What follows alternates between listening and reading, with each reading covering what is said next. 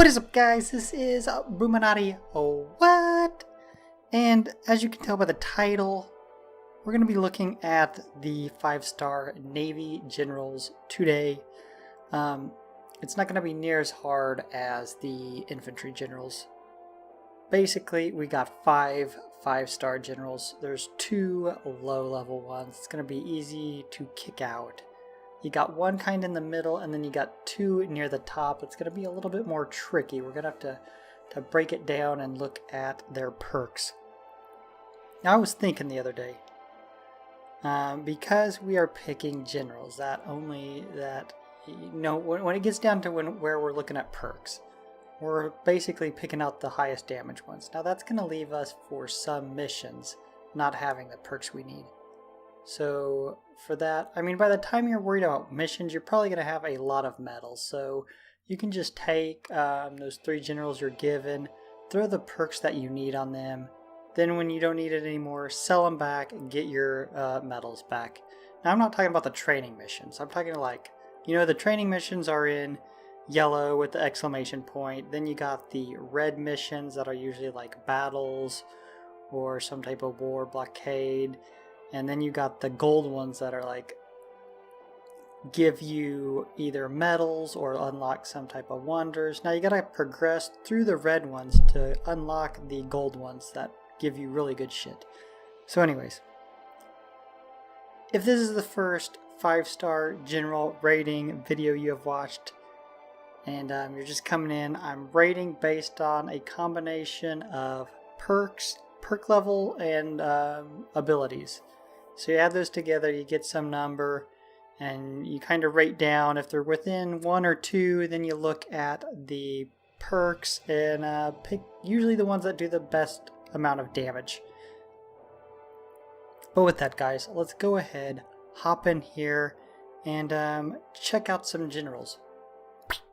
Alright, guys, here are our 5-star Navy generals, all 5 of them in their glory. Now, we have to get my ugly mug up into the corner. There's just no room for me right now. But we're going to correct that really quickly because 2 of these generals do not even belong in the same league as the other 3. Adding together their perk levels and their abilities, they only have 18. The next person up has 23. So let's start with the shittiest of them. I'm talking about this guy. You see this guy right here? Cunningham? He is the absolute worst. He is the shit. He is the Len B of Navy generals. Now, I would just want you to take a quick look here. He's the only one with no march ability whatsoever. Now, I know what you're saying.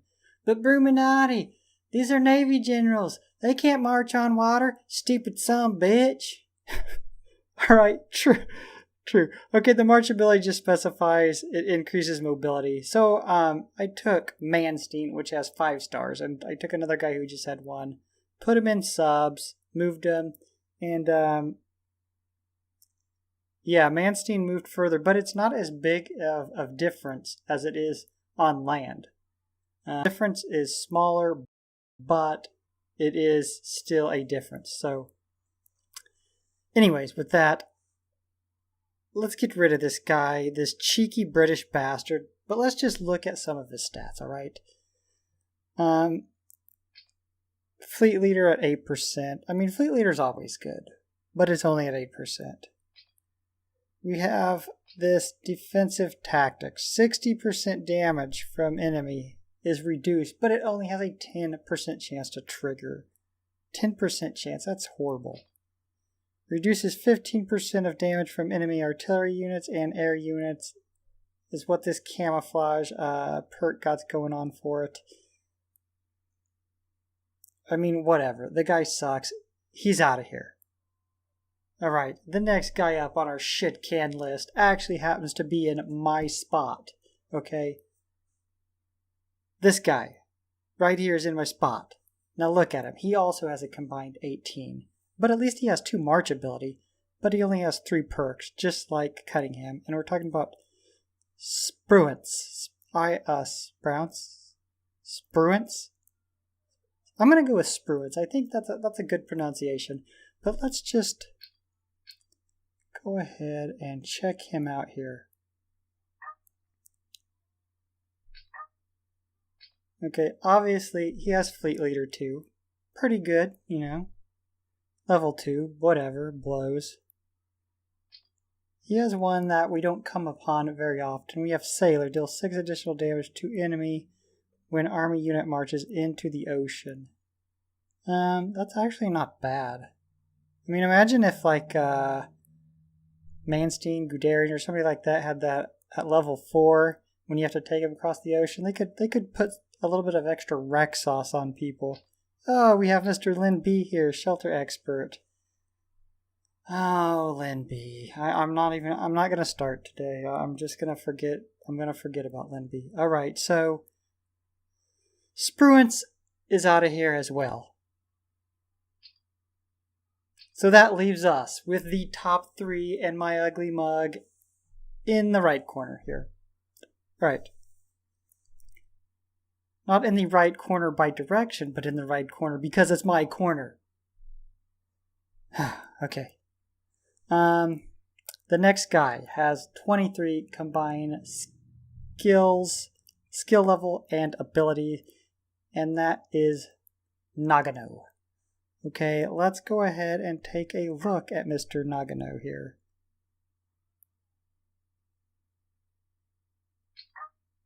Okay, he at least has 4 perks, alright? He has some march ability as well. He's high on air ability.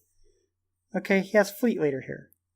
At level 3, he's the first guy we've come to that has level 3 Fleet Leader. 12% chance to trigger a fatal blow. He also has Economic Expert. I've noticed a lot of these have some type of economic expertise, oil, gold, you know, what, iron. 10% increase output of gold of the city. He's not going to be on a city, so whatever. Supply the troops you command, HP plus 4.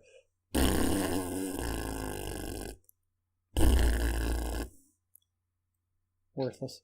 Sailor, deal 6 additional damage to the enemy, just like the other guy, when you take an army into the water. I mean, it's a pretty good perk, but it'd be a lot better at level 4 and on a really good general. So that leaves us with 2. And these guys are really close together, actually. They have a combined, 30 and 31. And these would be Dernst and Nimitz.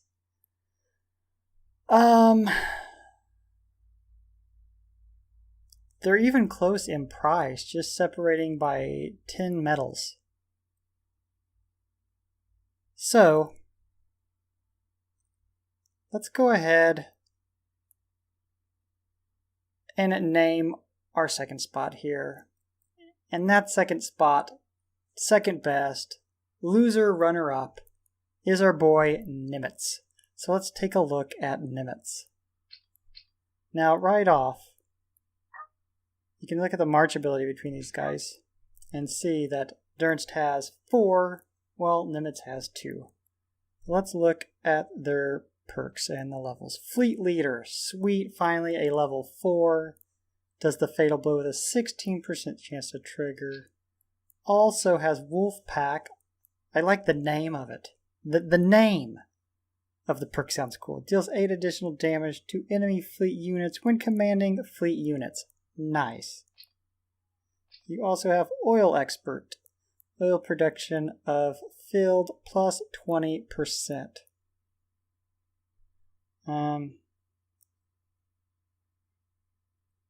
Now, I'm assuming, like most, he has to be on an oil field. When is that ever going to happen? Never.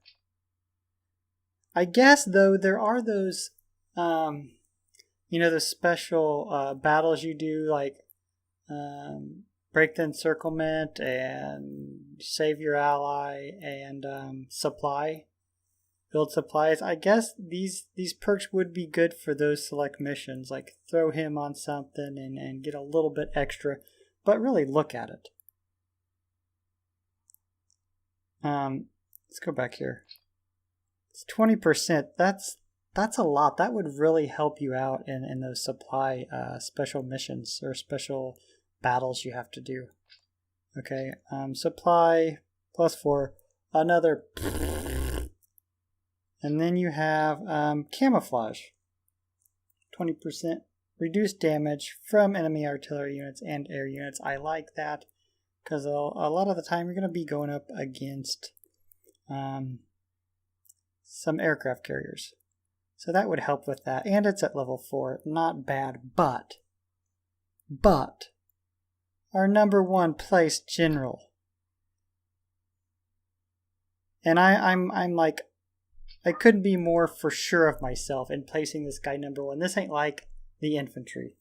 This guy is a clear-cut number 1 and is finally a German general that I can put at number 1.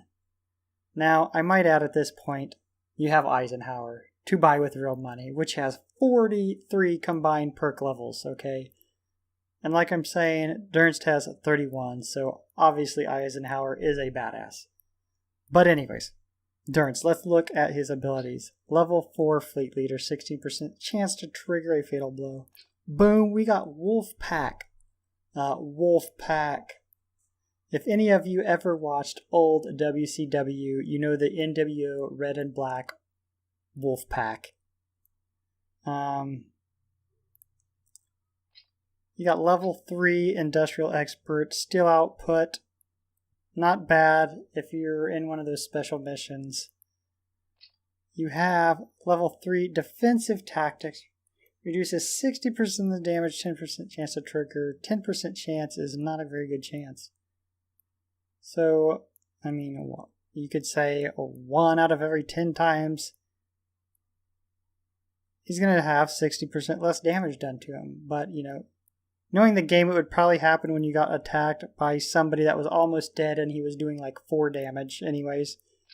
And you have a good old Lin B. Dernst, my boy, throws up the Lin B. Reduces 15% damage from enemy air units and missile units. Dernst, why did you have to Lin B me, bro? We had a good thing going. And then you had to go do that. Anyways, guys, that is going to wrap it up. We've got Dernst at number 1. Nimitz at number 2. Nagano at number 3. Spruance at number 4. And that cheeky British bastard Cunningham at number 5. Next up, we'll be doing our Air Force. So be looking for that. If you're enjoying this content, go ahead and stop the shit out of like and subscribe, and I will see you back here for our next upload. Peace. Bruchminati out.